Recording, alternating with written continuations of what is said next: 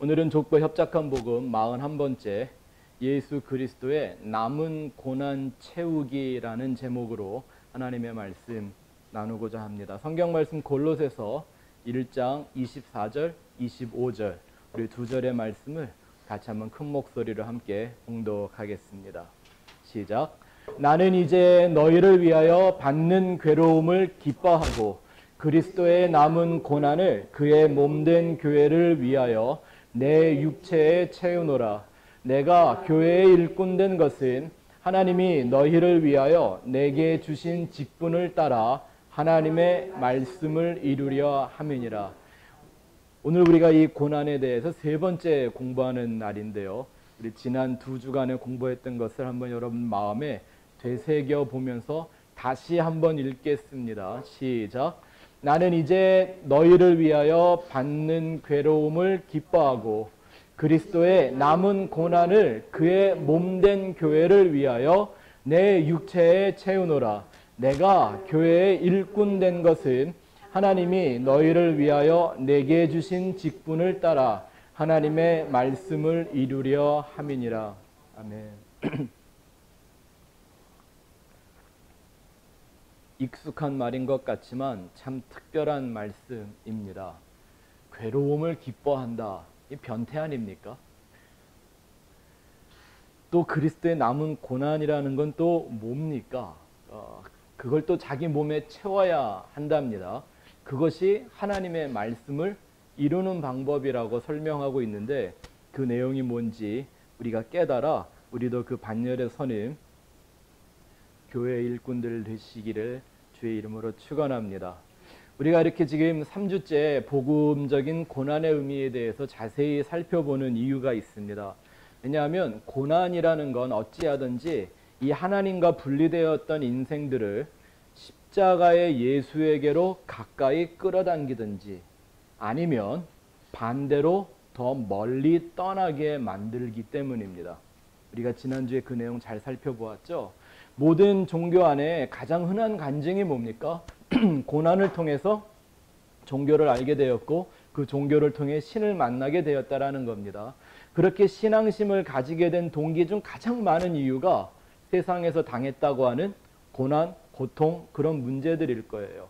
근데 진짜 문제라는 건 어떤 고난을 통해 어떻게 종교와 신앙을 갖게 되었든지 혹은 어떻게 고난을 극복했는지가 아닙니다.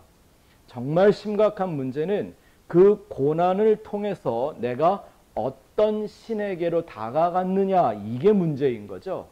고난 때문에 불교의 부처에게로 갈 수도 있습니다. 가톨릭의 성모 마리아에게도 갈 수가 있습니다. 그것도 정 안 되면 무당이나 점쟁이들에게 전하는 듣도 보지도 못한 귀신들에게도 다가갈 수가 있습니다. 결국 그런 가짜 신들, 구원이 없는 가짜 신에게로 갔다면 뭐 이리저리 하고 우여곡절 끝에 그 고난을 이겼던, 잘 극복을 했던, 소위 전화위복이 되었던, 뭐 고진감래가 되었던 무슨 소용이 있습니까? 여전히 영원한 저주와 멸망의 길로 가고 있을 뿐인데 말입니다. 그렇다고 개신교를 선택하면 무조건 여호와 하나님에게로 예수 그리스도에게로 가게 됩니까? 차라리 다른 종교와 다른 신을 선택했다면 구별이나 확실하게 될 텐데 이건 그냥 교회라고 이름 붙어 있는 개신교 안에 들어와 내가 무작정 진짜 예수 믿는다고 착각하고 그 착각을 구원이나 축복 얻는 믿음이라고 스스로 신봉하고 나면 그들은 사실 다른 종교에 빠져 있는 이들보다 더 위험한 영적 상태에 빠지게 되죠. 그것이 현대판 바리새인들이 만들고 있는 지옥 자식 중에 하나 될 수 있기 때문입니다. 개신교에는 또 이단은 얼마나 많습니까? 이렇게 많은 데가 없잖아요. 어쨌든 2단이든 3단이든 교회는 구원의 문이 아닙니다. 교회는 머리이신 근원이신 예수가 구원이지 그 예수를 믿는 것과 아는 것에 하나가 되지 않는다면 그들은 여전히 멸망의 길을 가고 있는 한 죄인에 불과합니다. 성경은 분명히 다른 예수, 다른 영, 다른 복음이 교회 안에서 판치게 될 것을 예언했고 우리가 살아가고 있는 이 시대에 그대로 나타나고 있습니다. 거듭 말씀드리지만 이건 하나님의 구원의 섭리입니다. 우리가 지난주 요즘 시작한 10계명의 제1계명이 뭐라 그랬어요? 나 외에 다른 신을 두지 말라. 이 말은 하나님을 절대 다른 신들과 혼합해서 섞어서 생각하면 안 된다라고 1계명을 주신 거예요. 그러니까 우리 인생을 애굽에서 이 세상으로부터 구원하시는 유일한 여호와 하나님에 대한 신중한 추구와 탐구가 없다면 그들은 교회를 다니던 말던 이미 이 제1계명부터 어기고 있는 죄인에 불과한 것입니다. 우리가 이걸 잊지 말아야 합니다. 인본주의에서 벗어나지 못한 교인들일수록 어떤 고난을 이렇게 통과해내고 나면요, 그 고난 중에 자기가 했던 행위나 어떤 반응들에 더욱 집중합니다. 맨 이런 얘기죠. 내가 고난 중에도 열심히 기도했고, 뭐 혹은 오래 기도했고, 뭐 100일을 기도했다든지 뭐 이런 거죠. 뭐 특세를 빠지지 않았다든지, 뭐 여전히 교회를 뭐 봉사하고 어떤 희생으로 하나님의 은총이나 축복을 살 수 있을 거라고 생각합니다. 여러분, 다시 한번 강조해 말씀드리지만 하나님이 주시는 구원이라는 건 오직 십자가의 진리만을 통해 흘러 들어오는 생명의 역사이지 인간의 부질없는 노력이나 정성을 타고 들어오는 어떤 대가나 보상이 절대 아닙니다. 이게 하나님은 우리 인간을 보시되 외모를 보지 않고 겉으로 보지 않고 마음의 중심을 보신다, 내면을 보신다라는 뜻입니다. 저는 이 하나님이 얼마나 좋은지 얼마나 감사한지 모르겠습니다. 왜요? 내가 하나님을 향해 가지고 있다고 하는 저의 노력이나 정성이 솔직히 이게 얼마나 가식적이고 위선적이고 불완전한 것인지 제 자신이 너무 잘 알고 있기 때문입니다. 그냥 여러분들 앞에 이렇게 서 있어서 그렇지 100%라는 걸 한 번도 못 해본 사람이 저라는 생각을 저는 늘 하고 삽니다. 그저 그냥 예수라고 하는 진리 하나 붙잡고 통사정하는 나같이 미련하고 힘없는 자에게도 영광스러운 구원을 약속하시는 하나님, 이미 그 은혜는 내가 상상할 수도 없이 큰 것입니다.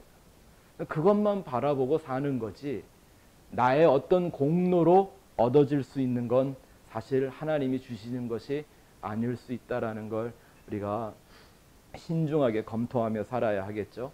자, 이제 오늘까지 우리가 이렇게 3주간 고난에 대한 연구를 하고 있는데 첫 번째는 예수와 고난, 즉 예수님이 담당하셨던 그 고난이 뭔가를 얘기했고, 지난주에는 그 예수를 믿는 성도들에게 반드시 있어야 되는 영적 고난이 어떤 건가 우리가 생각해 봤습니다.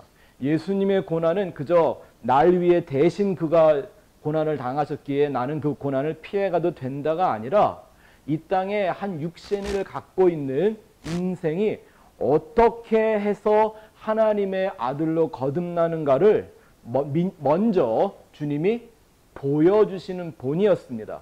그러니 그 고난은 내가 피해갈 수 있는 게 아니라 그거 피해갔다면 큰일 납니다. 그 고난에 얻어맞아야 합니다. 내 안에 그 고난의 흔적이 뚜렷해야 합니다. 비록 내가 육신으로 엄마 뱃속에서 태어나던 그 고통은 기억이 안 날지라도, 네? 엄마 뱃속에서 나오던 때 기억나세요? 막 머리가 다 일그러지면서 세상에 나오던 그날? 그거 기억하는 사람은 없을 겁니다. 하지만 내가 하나님의 아들로 거듭나는 그 고난은 이해할 수 있어야 합니다. 그게 바로 성도들에게 주어지는 고난이고, 그 고난이 없으면 사생자요 하나님이 낳으신 친아들이 아니라고 성경이 우리에게 경고하고 있습니다.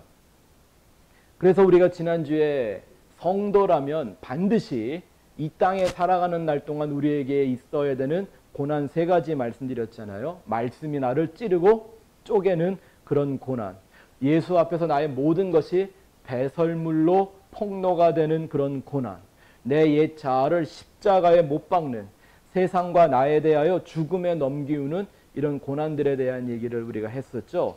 근데 사실 이걸 우리가 공부를 하니까 고난이라고 부르지 그게 은혜와 축복이죠. 아멘.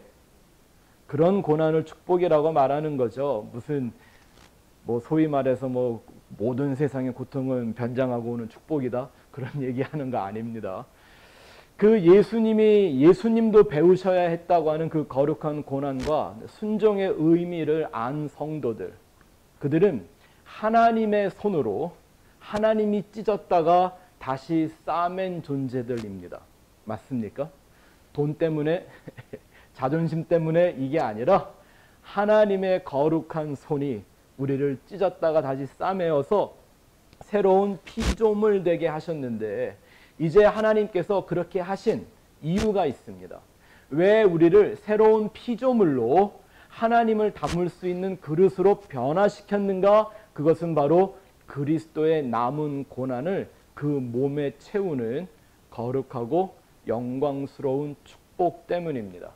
자, 이 말을 잘 생각해 보세요. 그리스도의 남은 고난, 이 말을 오해하면 안 됩니다. 이 말이 마치 무슨 잘못하면 우리 국문법적으로 읽어보면요, 예수님이 받다 다 받지 못한 그런 고난이라는 것처럼 느껴질 수도 있습니다. 잘못 이해하면. 뭐 이를테면 이런 거죠. 예수님이 이 세상에 와서 사시다가 이 십자가 위에서 담당해야 될 고난의 분량이 있는데 그거 다 못 채우고 일찍 죽으셨다, 뭐 이런 얘기 절대 아닙니다. 혹은 예수님의 그 십자가 고난만으로 뭔가가 부족했나? 아니, 만약에 그렇다면 그 십자가는 불완전한 십자가죠. 그게 불완전한 십자가라면 이사야서 53장이 예언하고 있는 그 언약을 성취하지 못한 것이고, 그 십자가는 절대 날 위한 구속의 십자가가 될 수도 없죠. 예수님이 십자가상에서 다 이루었다고 선포하신 그 말도 새빨간 거짓말이 되고 말잖아요. 그런 의미의 남은 고난이라고 하는 게 아닙니다. 그러면 정말 그리스도의 남은 고난이라는 게 있고, 그것이 성도라는 나의 몸에 채워져야 한다면 우리가 그 고난이 뭔지를 분명히 이해해야 하겠죠. 오늘 그걸 간단하게 두 가지로 살펴보려고 합니다. 여러분, 예수님의 그 그리스도의 남은 고난이라는 건 잘 생각해 보세요. 예수님이 이 땅에 오셔서 인생들에게 주신 그 약속, 언약은 십자가와 부활로 끝나지 않았습니다. 왜요? 십자가 지시기 전에 무슨 약속을 했죠? 내가 너희에게 또 다른 보혜사로 올 것이다. 진리의 영으로 다시 오셔서 그들 속에, 성도들 안에 계시겠다고 약속을 하셨습니다. 그렇게 한 사람 한 사람을 하늘의 진리와 생명으로 새로운 피조물 되게 하시고, 양자의 영을 부어서 하나님의 아들로 거듭나게 하시고, 그들에게 하늘에 속한 그리스도의 형상으로 회복시켜 주시겠다고 약속하셨습니다. 예수와 나의 관계가 머리와 몸의 관계를 이루고, 우리는 그리스도의 몸으로서 그의 부르심을 감당할 수 있을 때까지 나를 붙잡아 주시고 동행해 주시고 내주하시겠다라는 게 그의 약속이었습니다. 또한 예수님이 이 땅에 사시면서 그런 영이, 하나님의 영을 가진 한 육신이 이 땅에서 어떻게 아버지 하나님의 일을 성취해 가는가를 스스로 본이 되어 주신 거기도 합니다. 그러니까 십자가와 부활로 모든 약속이 끝난 거 아니죠. 맞습니까?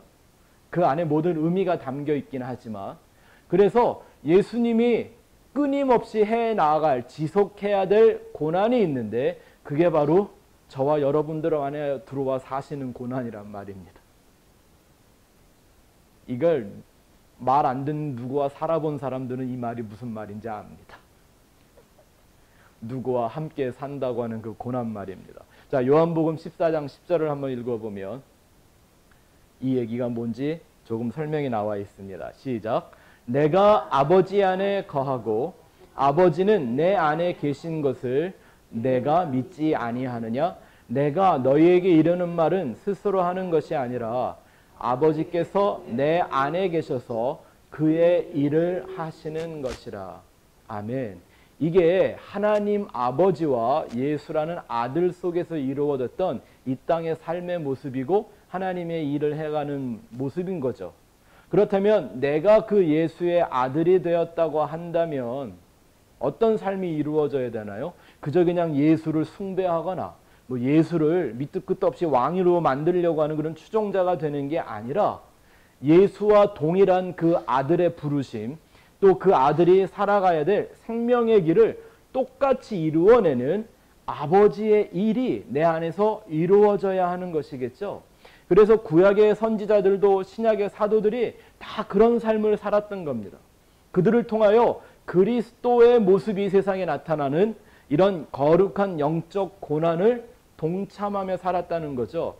그러니까 이 그리스도의 남은 고난이라는 걸 좀 쉽게 이해하기 위하여 의역을 하면 이렇게 할 수 있습니다. 그리스도와 공유하는 고난입니다. 좀 이해가 더 쉽죠.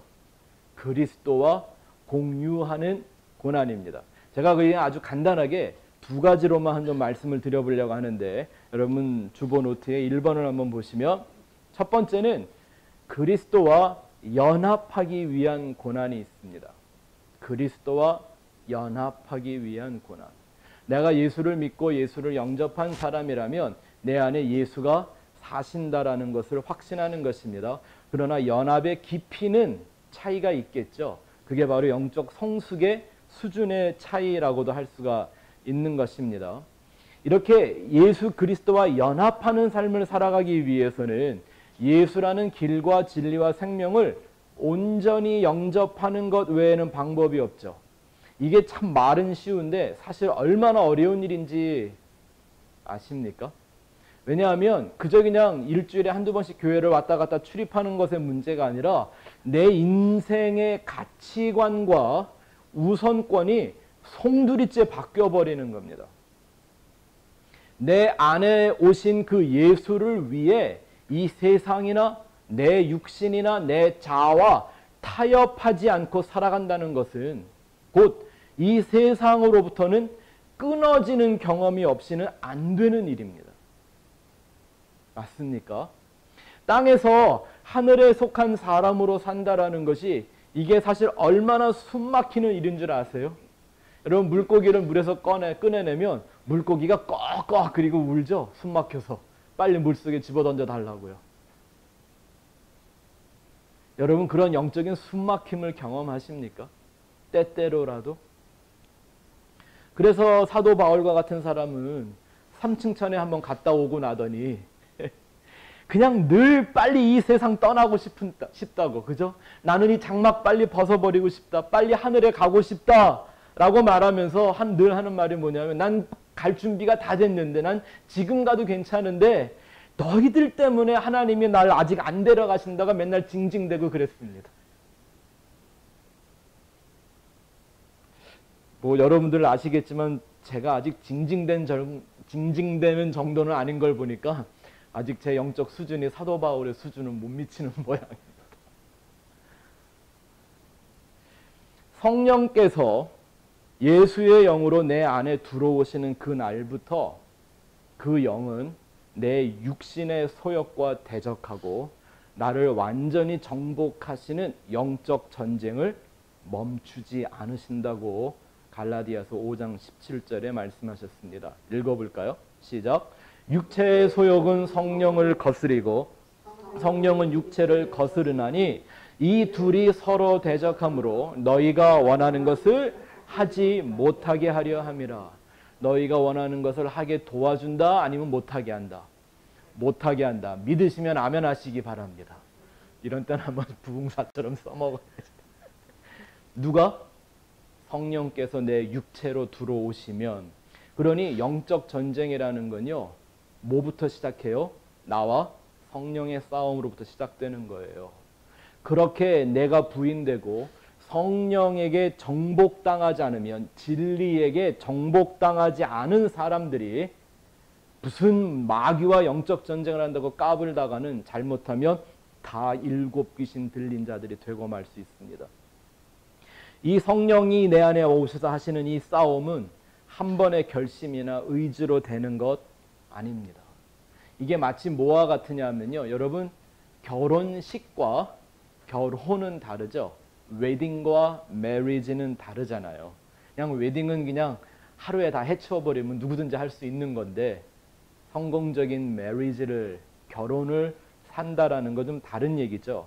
온전한 부부관계를 유지하고 살아가는 것, 이건 어쩌면 한 인생이 태어나 그 인생이 해보는 최고의 약속과 헌신일 겁니다. 그죠? 이렇게 매일 지켜야 하는 약속이 별로 없잖아요. 뭐 그런 거 있으신가요, 혹시? 네? 이렇게 매일 매 순간 내가 희생해야 지켜지는 약속, 사실 결혼 말고 뭐 있습니까, 여러분들에게? 결혼은 은퇴도 없어.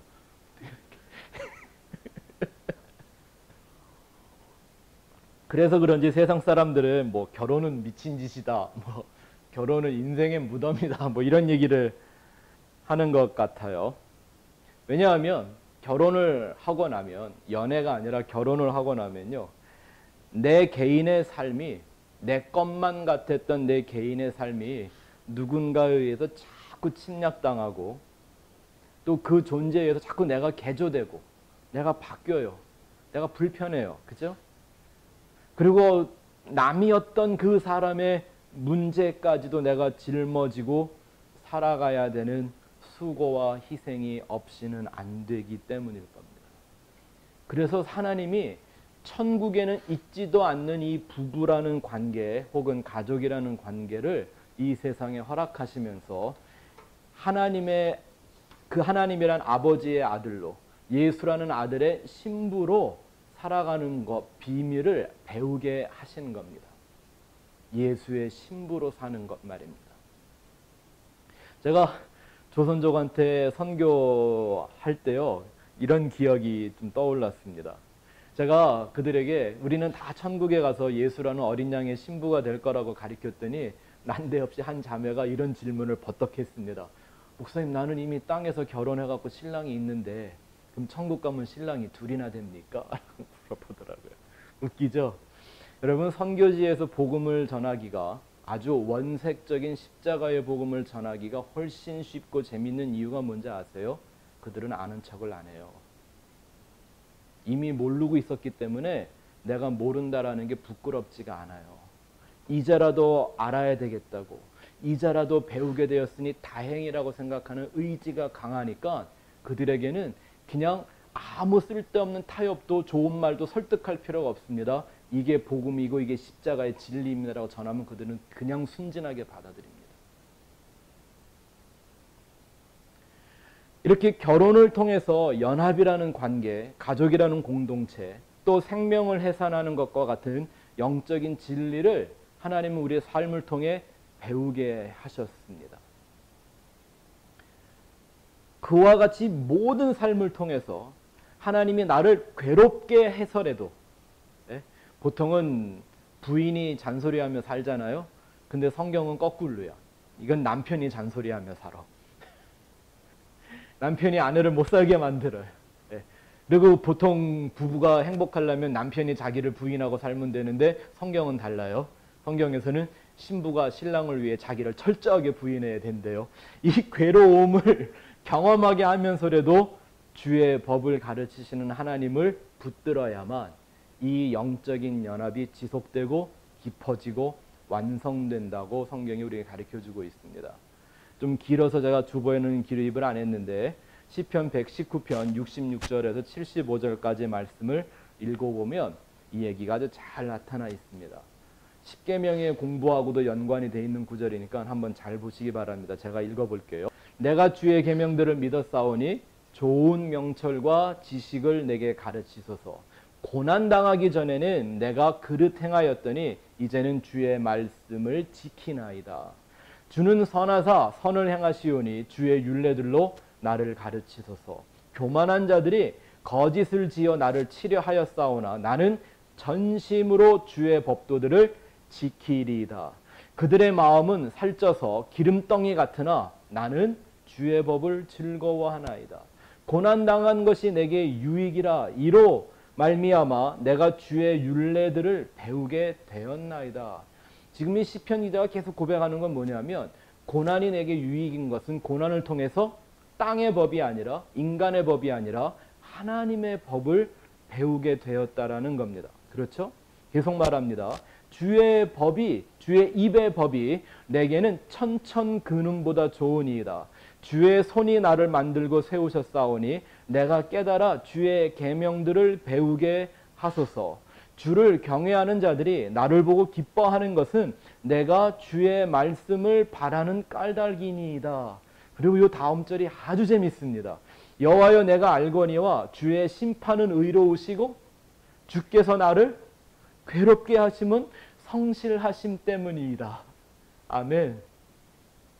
주님이 나를 괴롭게 하는 까닭은 뭐예요? 주님이 내게 대하여 신실하시기 때문이라는 거예요. 아멘. 그러니 하나님이 나를 괴롭게 하는 걸 그 괴로움과 고난을 통해서 유익을 얻는 사람들이 바로 하나님의 자녀들이고 예수 그리스도의 신부라고 말하는 겁니다. 이 나 같은 자를 성전과 처소로 삼아 내 안에 들어오셔서 사시는 그 예수 그리스도를 실감하는 그 고난, 그것이 나에게 진정 유익이 되고 그걸 깨닫고 나면 내가 그의 법을 즐거워할 수 있는 자가 된다라는 겁니다. 이게 마치 야곱이 하나님의 사자와 씨름하듯 우리 안에서 이루어지는 영적 싸움이기도 합니다. 어떤 일이 일어납니까? 주의 사자와 야곱이 씨름하다가 그 주의 사자의 능력에 의해서 환도뼈가 깨어졌습니다. 그러더니 갑자기 그 사자가 하는 말이 내가 이제 너의 이름을 바꾸어 줄 거다. 그 사자는 예수님이었습니다. 구약에서 활동하시는 그 야곱의 이름을 뭐라고 바꿔주셨어요? 이제는 내가 너희를 야곱이라고 안 하고, 야곱이라는 말의 뜻이 뭐예요? 비겁하고 치사한 사람 이런 뜻이잖아요. 근데 그를 어떻게 하나님 이스라엘이로 바꿔줬는데 우리말 성경에 하나님을 이긴 자라고 이렇게 해석을 붙여놨습니다. 저는 여러분들과도 한번 그런 얘기를 했었기 때문에 제가 다시 한번 이 히브리어 원어를 찾아봤더니 이겼다라는 말이 영어로 말하면 be able to라는 말입니다. 그러니까 뭐 싸워서 이겼다 이런 뜻이 아니에요. 그러니까 이 이스라엘이라는 그 말의 뜻을 다시 히브리어의 말로 직역을 하면 이제 하나님과 무엇을 할 수 있는 사람이 되었다 이런 얘기인 거예요. 천국이 가까웠느니라 라는 것과 같은 맥락의 말씀이라는 걸 알 수가 있죠. 그런 영적 싸움이 우리 안에서 내 안에서 먼저 일어나게 되는 것입니다. 그러므로 말미암아 그 예수 그리스도가 살아야 했던 그 고난의 삶, 마치 이 세상의 정욕과 육체의 탐욕에 물들어 있는 인생들 속에서 하나님의 아들로 하늘의 사람으로 살아가는 그 고난, 이런 거죠. 예수님이 제자들을 보내시면서 하시는 말씀이 내가 양들을 늑대에게로 보내는 것 같다라고 얘기하셨는데 양이 되어서 늑대 안에서 살아가는 법이 쉽겠습니까? 이렇게 욕심과 이기심에 물들은 인생들이 양처럼 살아가기 위해서는 정말 엄청난 대가를 치르게 되겠죠. 그러나 우리가 그 대가를 두려워하지 않는 까닭은 내가 더 경외해야 될 대상이 있기 때문이죠. 마태복음 10장 28절을 한번 볼까요? 시작. 몸은 죽여도 영혼은 능히 죽이지 못하는 자들을 두려워하지 말고 오직 몸과 영혼을 능히 지옥에 멸할 수 있는 이를 두려워해라. 누구예요? 하나님 아버지. 그 하나님만이 우리의 경외함, 두려움의 대상이 되어야 할 때 우리는 능히 이 그리스도의 고난에 동참할 수 있는 영적 존재가 되겠죠. 자, 그 고난을 이해하고 그 고난을 나의 내면 속에서 경험하게 하시는 까닭이 무엇인가? 그게 두 번째 목적이라고 할 수 있습니다. 2번. 그것은 바로 내주하시는 그리스도를 증명하는, 드러내기 위한 고난입니다. 여러분, 예수님이 내 안에 오시는 까닭은 그냥 나 여기 있어 라는 걸 가르쳐 주려고 오시는 게 아니라 내 안에서 나를 쫓아내버리고 당신이 주인 돼서 살기 위함입니다. 맞습니까? 이 말을 그냥 단적으로 의미로 정확하게 그냥 말하면 이렇게 되는 거죠. 내 안에 예수가 오시는 건 나를 그리스도로 살게 하기 위함입니다. 누구로? 그리스도로. 참 이런 말들 부담스러워들 하시죠. 그냥 그리스도인이라고 그러면 참 쉬운데 쉽게 받아들이는데 그리스도로 산다 이런 얘기를 하면 좀 어렵게 이해하는 사람들이 있는 것 같아요. 전 이게 좀 이상한 게 뭐냐면 다른 건 다 예수와 같은 이름을 가지려고 합니다. 뭐 예를 들면 하나님의 아들, 나를 아들이라고 말하는 거 이상해요, 안 이상해요? 그거 교만해요, 아닌 거예요? 아니, 예수님과 같은 하나님의 아들이라고 날 불러도 돼요? 막 내 주제도 수준도 모르면서. 이런 건 어때요? 왕 같은 제사장이래요. 막 그렇게 손 내밀어주고 찬양하고 노래 불러주고 그러잖아요. 네? 그죠? 또 뭐 세상의 빛이래요. 이건 뭐 주일학교 다니는 꼬마 애들까지 너희는 세상의 빛이야 막 이러고 이렇게 얘기를 해주잖아요. 그리고 뭐 교회에서 뭐 장로, 권사, 집사 이런 재직 수련할 때 보면 당신들이 다 진리의 기둥이요 막 이런단 말이에요. 예? 목자이신 하나님의 양이라 그러고 막 축복의 통로라고 말하고. 아니 이런 이름들은 막 겁 없이 갖다가 막 붙여놓고 자기한테 붙여놓고 사용하면서 왜 그리스도라는 이름은 부담스러워하죠? 뭐 때문일까요? 혹시 이런 거 아니에요? 내가 그냥 예수 비스무리하게 사는 건 좋은데 그저 그냥 예수를 흉내내는 것처럼 때때로 그렇게 사는 건 좋고 그냥 그걸 노래로 부르고 서로 격려하는 건 좋은데 진짜 그리스도로 사는 것은 싫어서 아닐까요? 예수님을 믿고 따라간다고 하면서 하나님의 나라가 임하면 그냥 뭐 한 자리 해먹고 싶어 따라다니기는 하는데 정작 십자가는 부인했던 제자들의 모습처럼 그런 거 아닌가요? 잘 생각해 봅시다. 내가 성령이라고 하는 그리스도의 영을 받았습니다. 그럼 내 안에는 어떤 영만 있는 거예요? 그리스도의 영이라는 것만 있는 거예요. 그래서 우리는 찬양도 잘하잖아요. 고백도 잘하잖아요. 내 안엔 내가 없고 오직 예수 그리스도만. 나는 죽고 내 안에 그리스도만 산다고 막 암송도 하고 때때로 눈물도 흘려가며 노래를 부르면서 왜 그리스도로 사는 것에 대해서는 부담을 갖죠?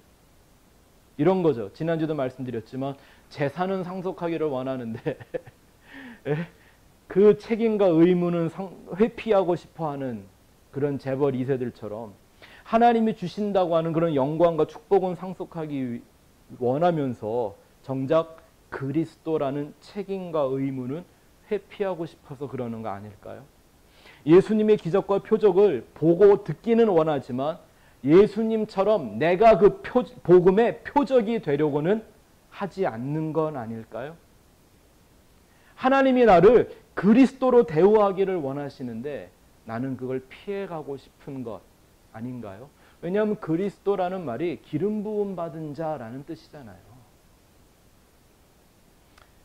허기야, 인생들이 이걸 얼마나 힘들어할지 하나님도 잘 아셔서 베드로를 통해 그게 불시험 얘기를 하시긴 했습니다. 베드로전서 4장 12절 13절 같이 읽어볼까요? 시작. 사랑하는 자들아, 너희를 연단하려고 오는 불시험을 이상한 일을 당하는 것 같이 이상히 여기지 말고 너희가 그리스도의 고난에 참여하는 것으로 즐거워하라. 이는 그의 영광을 나타내실 때 너희로 즐거워하고 기뻐하게 하려 함이니라. 거기다 밑줄을 거놓으세요. 그리스도의 고난에 참여하는 것. 이게 그리스도의 남은 고난을 내 몸에 채우는 것. 똑같은 말입니다. 그래서 우리 인생이 당하고 통과하고 경험해낼 수 있는 많은 고난들이 있지만 우리는 그 고난들 속에서 예수 그리스도를 증명해내는 게 중요합니다. 내가 더 이상 내 육신이나 내 세상이나 물질을 위해 사는 존재 아니요. 예수 그리스도를 위하여 하나님의 아들로 하늘에 속한 사람으로 살고 있다라는 걸 증명하는 기회가 되어야 한다라는 거죠. 나를 증명해내는 고난은 의미가 없습니다. 예수 그리스도를 증명하는 고난만이 진정 그의 고난에 참여하는 그리스도의 남은 고난을 내 몸에 채우는 성도의 삶입니다. 사람들이 재밌는 게 뭐냐면 조그만 작은 고난이라도 내가 그거 어떻게 견디고 나면 극복하고 나면요 전부 자기를 영웅시하는 이런 숨은 의도를 갖고 있는 간증이 충만해집니다. 뭐 말로는 뭐 하나님께 영광을 돌리느니 뭐 다 하나님이 하셨어요 그러고 말을 하는데 가만히 듣고 있어 보면 다 자기 자랑합니다. 내가 기도했고 내가 견뎠고 내가 참았고 내가 인내했고 내가 겸손했고 내가 막 양보했고 맨 뭐 자기 자랑뿐이 없습니다. 그리고 결국 그 간증이 그 결과가 어떻게 되냐고 물어보면 잃어버렸던 도로 찾기도 했고 잃어버렸던 자존심 회복하기도 했고 세상적인 평안과 그런 화평이 가정에 이루어졌고 관계에 이루어졌고 그런 간증들은 죄송하지만 다 헛것입니다. 누가 나타나지 않으면 예수 그리스도가 나타나지 않으면 그런 간증들이 그런 영웅담들이 무슨 의미가 있습니까? 이런 고난을 통해서 내가 어떻게 불의한 존재로 하나님 앞에 폭로가 되고 그 하나님의 법이 나를 깨트리고 다시 싸매서 이 세상에서는 끊어지고 옛사람은 점점 죽어지고 내 안에 계신 예수 그리스도만을 보게 되었습니다. 그 그리스도는 이런 존재입니다라고 그걸 드러내는 고난이 아니라면 우리가 이 세상에 겪어가며 우리의 추억처럼 영웅담처럼 만들어 놓는 이런 간증들이 무슨 복음적인 간증이 되겠느냐라는 겁니다. 그래서 성경을 자세히 보면 구약에는 메시아, 신약에는 그리스도, 이 예표로 부르심을 받은 믿음의 사람들이 어떤 형태로든지 앞으로 오실 그 메시아의 예표의 삶을 살거나 그 이 모든 역사를 이루어내신 그리스도의 본보기로 증거로 살아가는 삶이 드러납니다. 여러분 그거 없이는 내 안에 예수 그리스도가 살고 있다고 말할 수 없지 않습니까? 제가 몇 가지 좀 유명한 얘기들을 예를 들어 볼 테니까 여러분 잘 들어보시고 성경을 보면서 이런 거에 주안점을 두고 보시기 바랍니다. 노아라는 사람은 어떻게 그를 통하여 그에게서 메시아의 모습이 나타났죠? 120년 동안 구원의 방주를 만듭니다. 이게 안 해본 사람은 말을 말아야 합니다. 이게 얼마나 힘들고 어려운 일이었을지. 노동이 어려웠다라는 게 아니라 사람들한테 조롱받고 매일 미쳤다고 욕을 먹는 겁니다. 비가 땅에 내린 적도 없었는데 배를 그것도 산 꼭대기에 만드는 미친 영감 말이에요. 그 자식들은 무슨 죄가 있고 그 노아의 며느리가 된 딸들은 무슨 죄가 있어서 그 어려운 일을 견뎌야 했을까요? 하루 이틀도 아니라 120년을 세상으로부터 완전히 끊어지면 그러면서 구원의 방주를 완성하는 메시아의 모습. 이해가 됩니까? 아브라함은 어떻습니까? 하나님이 아브라함에게 내 아들 이삭을 번제로 바쳐라. 그랬더니 모리아 산까지 가는데 며칠 동안 3일 동안을 이 철딱선이 없는 아들은 계속 물어봐요. 아버지 제사를 드린 나무는 있는데 하나님께 드릴 제물은 어딨나요? 지가 죽을 줄도 모르고. 이게 우리가 남 얘기니까 이런 얘기를 이렇게 그냥 감동스럽게 하지 그게 내 얘기라 봐요. 아마 어떤 분들은 그럴 줄 몰라. 아유 하나님이 내 자식 좀 그렇게 잡아가라 그러지. 그러면 내가 얼른 드릴 텐데. 혹시 그러지 않으세요? 네, 뭐 그런 부모들이 요즘 꽤 있더라고요. 그죠? 그 모리아 산이 어디예요? 지금 골고다 언덕이에요. 칼을 뽑아서 자기의 독생자의 가슴에 심장에 칼을 꽂는 아버지의 마음. 그거를 본 하나님이 말씀하시기를 어쩌면 너는 내 마음을 가졌냐. 이제 너는 내 친구다. 이렇게 해주셨잖아요. 메시아의 예표입니다. 요셉은 어땠나요? 형들에게 미움과 배신을 당해 은 30에 그냥 팔려가 버리고 맙니다. 근데 팔려간 게 아니라 사실은 기근 때에 자기 식구들을 위하여 처소를 예비하러 간 거라고 얘기하잖아요. 예수님이 그랬잖아요. 제자들한테 내가 너희를 떠나지만 아버지를 믿으니 또 나를 믿으라. 내가 너희를 위하여 처소를 예비하러 간다. 요셉의 삶에 그렇게 나타나지 않습니까? 그것뿐입니까? 요셉이 감옥에 갇혔어요. 뭐 때문에? 이 보디발 장군의 이 부인이 미쳐갖고 이 요셉을 따라다니는 것 때문에. 그러니까 죄는 누가 진 거예요? 그러니까 감옥에 누가 가야 돼요 원래? 그 보디발의 아내가 감옥에 가야 되잖아요. 근데 억울하게 남의 죄를 대신 지고 감옥에서 7년을 보내잖아요. 이런 것이 다 영적으로 메시아를 예표하는 모습들이라는 걸 아세요? 자기 안에서 그게 나도 모르게 하나님의 선택을 받아 이 세상을 메시아적으로 그리스도적으로 살아가는 사람들에게서는 이런 것들이 다 나타난다라는 거예요. 모세는 어떤 사람이에요?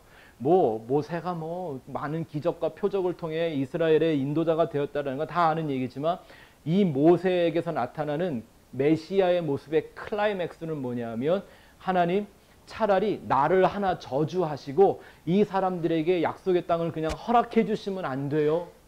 라고 하나님 앞에 기도합니다. 이게 누가 했던 기도죠? 예수님이 십자가에서 했던 기도잖아요. 아버지 저들을 용서하여 주세요. 저들이 자기들이 하는 일이 무슨 죄인지를 알지도 못합니다.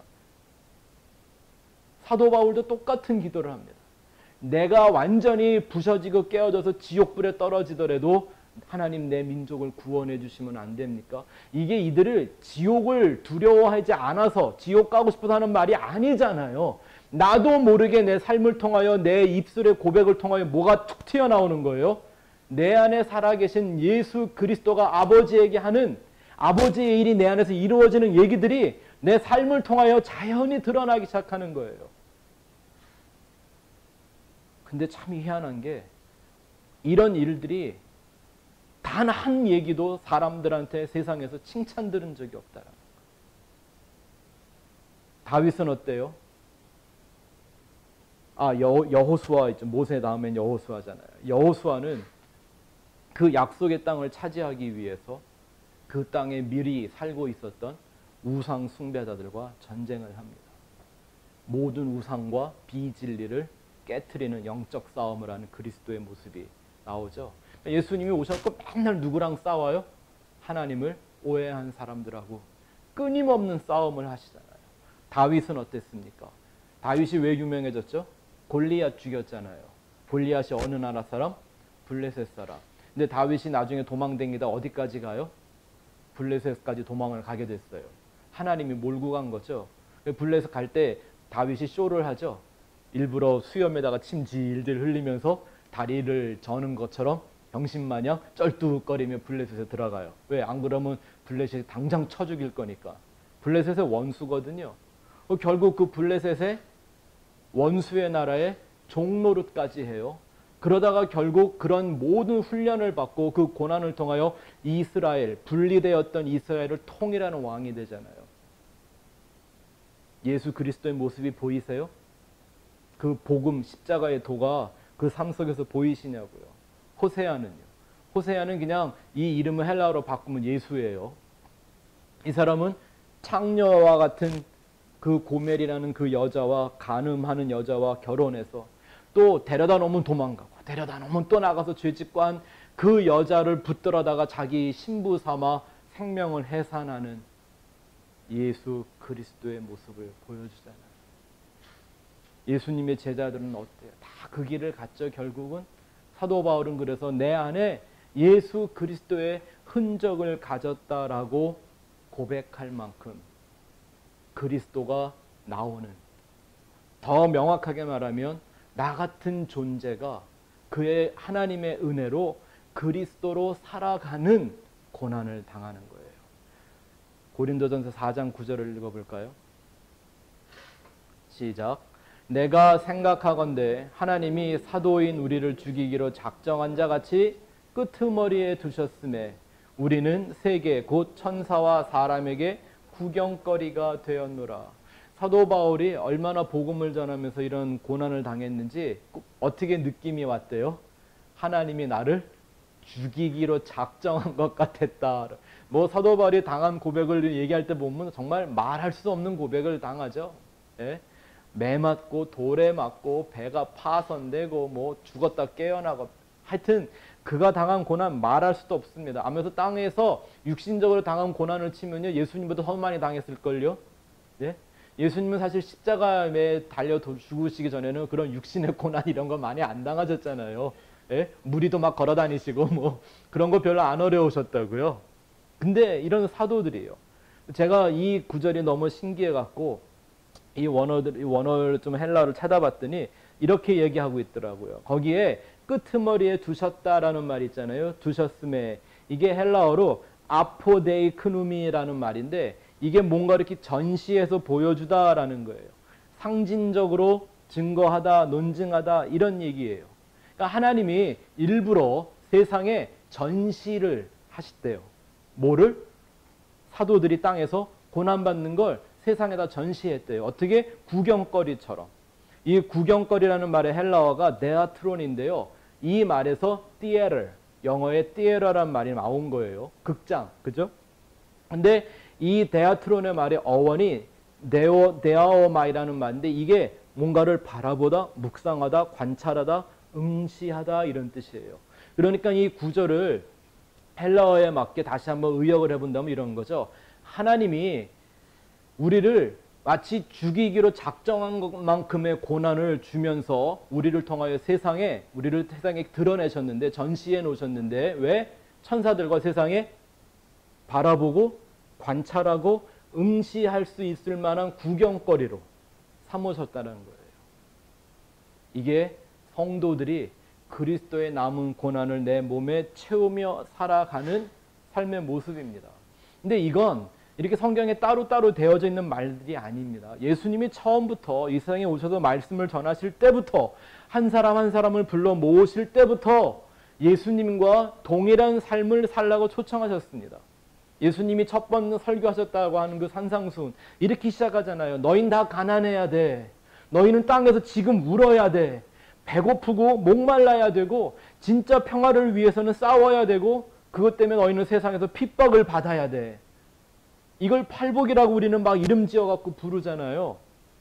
이 말씀들은 이렇게 한 존재가 예수를 따라갈 때 나타나는 삶의 거룩한 고난들, 그 흔적들, 그 증거들, 그들이 이 땅에 구경거리로, 복음의 구경거리로 증거되는 방식에 대한 얘기를 하신 말씀이지 무슨 인생에게 숨겨져 있는 참 행복이나 희망을 찾게 해주는 이따위 낭설들이 아니지 않습니까? 그리고 예수님은 그와 같은 말씀을 제자들에게 지속적으로 하셨습니다. 하나만 볼까요? 요한복음 15장 18절 19절. 이게 포도나무 비유에 지금 쫙 연결돼 가고 있는 말씀인데 한번 읽어봅시다. 시작. 세상이 너희를 미워하면 너희보다 먼저 나를 미워한 줄을 알라. 너희가 세상에 속하였으면 세상이 자기의 것을 사랑할 것이나 너희가 세상에 속한 자가 아니요 도리어 내가 너희를 세상에서 택하였기 때문에 세상이 너희를 미워하느니라.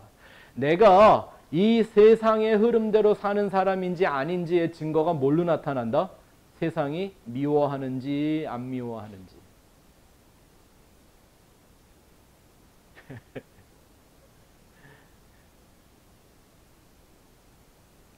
내가 예수님에게 선택을 받았다라는 뚜렷한 증거 중에 하나가 뭐다? 세상에서 미움을 당하게 된다. 여기서 말하는 세상은요, 그저 교회 안 다니고 예수 안 믿는 사람들 말하는 게 아닙니다. 예수님이 이 말씀을 하셨던 그 제자들에게 있어서 그 세상이라는 건 어떤 세상? 마치 자기들만이 여호와의 선민인 줄 알고 착각하고 살고 있던 그 세상이었지 않습니까?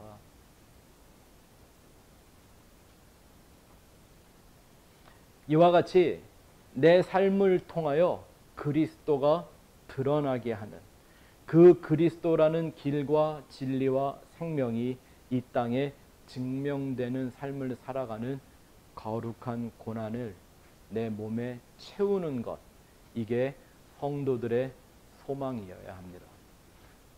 성경 구절을 한 구절만 더 보고 말씀을 마칠게요. 빌립보서 1장 20절 21절. 이 고백을 여러분들이 잘 아실 텐데 여러분들 마음속에 새롭게 새겨지기를 바랍니다. 같이 읽어보죠. 시작. 나의 간절한 기대와 소망을 따라 아무 일에든지 부끄러워하지 아니하고 지금도 전과 같이 온전히 담대하여 살든지 죽든지 내 몸에서 그리스도가 존귀하게 되려 하려 하나니 이는 내게 사는 것이 그리스도니 죽는 것도 유익함이라. 보글이 그런 얘기 많이 하죠. 예수를 본받는다, 예수를 닮기 원한다, 많은 고백과 많은 노래가 있습니다. 근데 정말 우리가 닮을 수 있는 게 뭐가 있나요? 오병이어의 기적 같은 거 내가 닮을 수 있나요? 하실 수 있어요? 할 수 있으면 누가 좀 해요 좀 제발. 네? 혹은 뭐 무리를 걸어 다닐 수 있어요? 그런 거 닮아야 되나요? 흉내내야 돼요? 무덤에서 썩은 시체를 살려내는 거, 뭐 우리가 이런 거 좀 할 수 있습니까? 이런 건 좀 할 수 있을지 모르겠어. 성전에 가서 다 뒤집어 엎는 거. 네? 결국 그게 다 뭐냐 하면 예수 그리스도라고 하는 참된 구원의 진리를 선포하기 위하여 하나님을 오해하고 있는 자들에게 미움과 핍박을 담당하고, 누가 뭐라고 하든 죽던 살던 듣던 아니 듣던 예수 그리스도의 십자가의 도만을 증거하는 것 아니겠습니까? 그 고난만이 사실 내가 정말 예수와 동일한 의미로 퀄리티로 겪어낼 수 있는 것이죠. 여러분, 하나님은 구원한 당신의 자녀들을 그리스도로 대우하기를 원하십니다. 아멘. 그리스도로 살기를 원하십니다. 그리스도를 흉내내는 자가 되지 마시고 예수 그리스도의 심장을 갖고 살아가는 여러분들 되시기를 주의 이름으로 축원합니다.